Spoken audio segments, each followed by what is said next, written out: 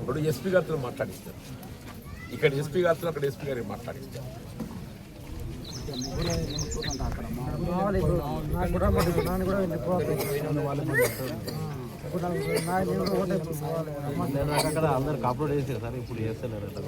అంటే దినం గడిచింది కాబట్టి ఏది ఇస్తున్నదో దొరకదో అని చెప్పని అది చేస్తారు. ముందుగా ఉన్నంత అది దినం గడి వచ్చే వరకు అలా కొట్టుకపోయి ఉంటుంది అనుకుంటారు కదా. ఇప్పుడు ఒక పని చేయబాబు, నువ్వు అక్కడికి పో. మేము ప్రభుత్వ పరంగా అక్కడ జిల్లాకు సంబంధించిన అక్కడ ఆ జిల్లాకు సంబంధించిన ఎస్పీ గారు, ఇక్కడ ఎస్పీ గారు మాట్లాడితే కలెక్టర్ గారు కూడా మా అక్కడ కలెక్టర్ గారు ఇద్దరితో మేము మాట్లాడతాం. ఇప్పుడు కార్లో విషయం మేము నెంబర్ తీసుకుంటాం, అది ఏ ఏరియా అయింది, ఏ ప్రాంతంలో అయింది.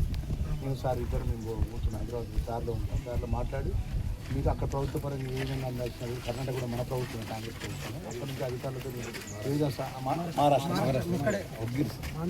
నాందేడ్ సరే ఏదైనా నా ప్రభుత్వానికి సంబంధించిన అధికారులతో మాట్లాడి మన ప్రభుత్వం నుంచి ఏది అందాల్లో నేను ప్రత్యేకంగా శ్రద్ధ తీసుకుంటాం. దానికి ఏది చేయాలో అది చేద్దాం.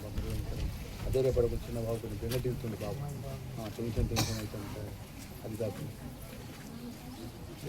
అమ్మా నిన్నటికి అడిగింటి నేను అమ్మా ఏం చేద్దాం.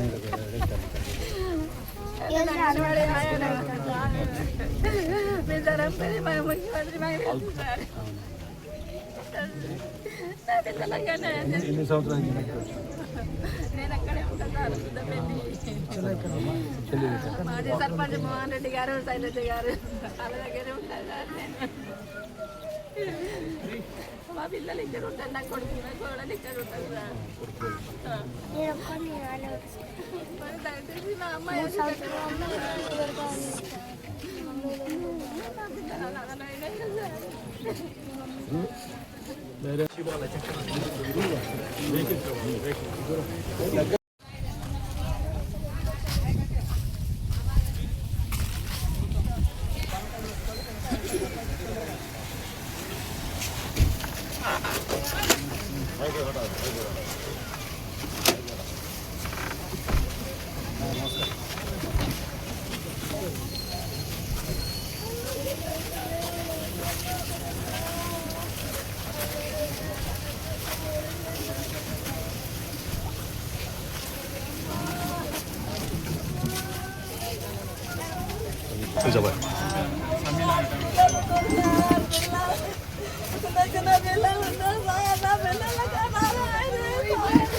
బిడ్డ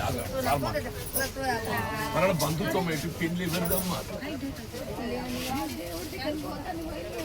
దేవుని దగ్గర పోతాను పేరు కాదు అమ్మ. అక్కడ ఏ దేవుని దగ్గర పోయిండ్రు? మహారాష్ట్ర నాందేడ్. మరి ఆడికి ఎందుకు పోయిండ్రు? దేవుడికి తెలుసు అక్కడ దగ్గర చెప్పలేదు నాకు. వాళ్ళు ఫోన్ చేసి ఇంత చెప్పిళ్ళు, మా అత్తమ్మ ఇంత చెప్పింది నాకు. ఫోన్ వచ్చిందమ్మా, నేను పోయేస్తా, సాయంత్రం వస్తా, నేను సంబర్కి పోయేస్తా, నాకు ఇట్లా సోపర్తని తీసుకుని చెప్తే ఫోన్ చేయండి. నా ఫోన్ చేసింది, మా అత్తమ్మ ఫోన్ చేసింది. అని అలీముల బాగా చేస్తే సరే మరి పోయినా తొందరగా వస్తాను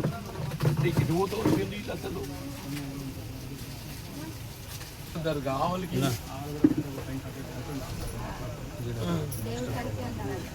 కారు డ్రైవర్ ఎక్కడ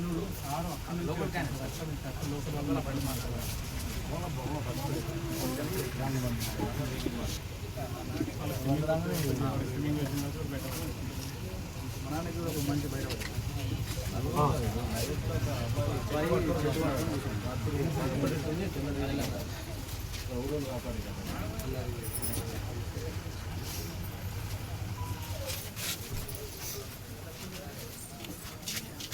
అనుకోకుండా వరదల లోపల